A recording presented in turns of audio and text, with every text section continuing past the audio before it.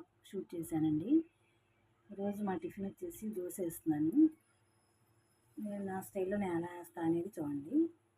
కానీ 1 కప్పు మినపప్పుకి 2 కప్పులు రైస్ తీసుకున్నానండి. కొంచెం మెంతులు వేసి నానబెట్టుకున్నాను. 4 అవర్స్ నానిన తర్వాత ఇంకా బ్యాటర్ రుబ్బుకున్నానండి. పెనం బాగా కాలాలండి, వేడెక్కిన తర్వాతే వేయాలి.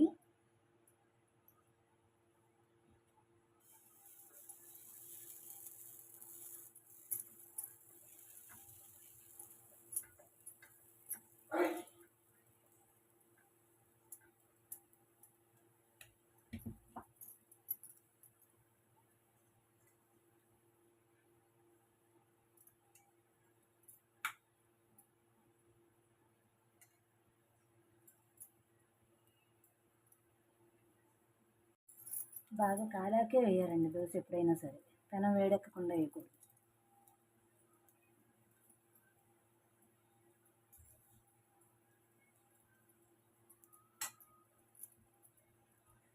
క్యారెట్, ఉల్లిపాయ, పచ్చిమిర్చి ఇట్లా చాప్ చేసుకున్నానండి. దీని మీద వేసుకున్నాను.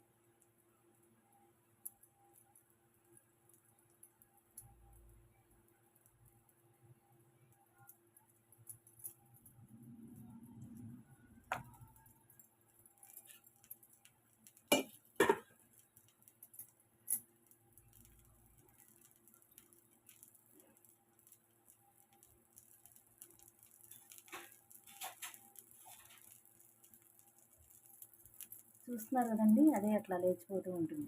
బాగా కాలాక అదే పైకి వస్తుంది దోశ.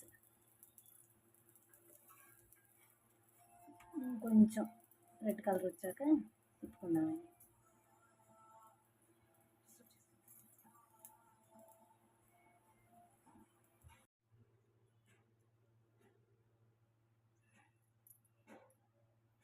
దీంట్లోకి నేను పెరుగులో ఆవకాయ ఉంటుంది కదండి, ఆవకాయ పిండి చట్నీలాగా చేస్తున్నాను. ఇదండి, పెరుగులో కొంచెం ఆవకాయ పిండి ఉంటుంది కదండి, గ్రేవీ, దాన్ని కలిపేసుకుని ఇది చట్నీలాగా దోశల్లోకి వేసుకుంటే బాగుంటుందండి. మరి చేయలేక ఓపిక లేనప్పుడు ఇలా కూడా చేయొచ్చు. మనం పల్లీ చట్నీ చేసుకునే టైం లేకపోయినా, ఎప్పుడైనా ఓపిక లేకపోయినా ఇట్లా కూడా చేసుకోవచ్చు అండి, బాగుంటుంది దోశల్లోకి.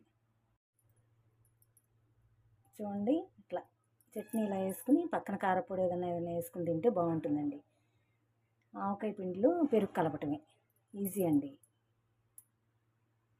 ఎవరైనా ఉంటే తెలుస్తుందని ఆ చట్నీ గురించి చెప్పానండి. చాలా ఈజీగా చేసుకోవచ్చు, బాగుంటుంది కూడా టేస్ట్, పుల్ల పుల్లగా.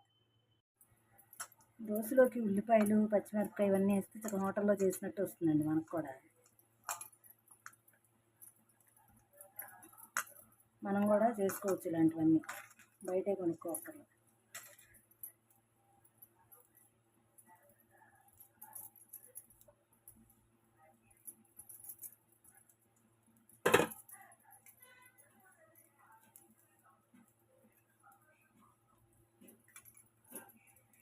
నా ఛానల్ కూడా సబ్స్క్రైబ్ చేసుకోండి ప్లీజ్ అండి.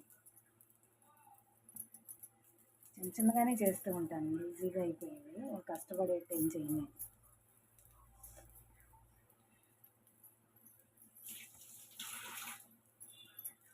చెప్పాను కదండి, చట్నీ కూడా అలా ఒకసారి ట్రై చేయండి, ఇన్స్టెంట్గా అనమాట.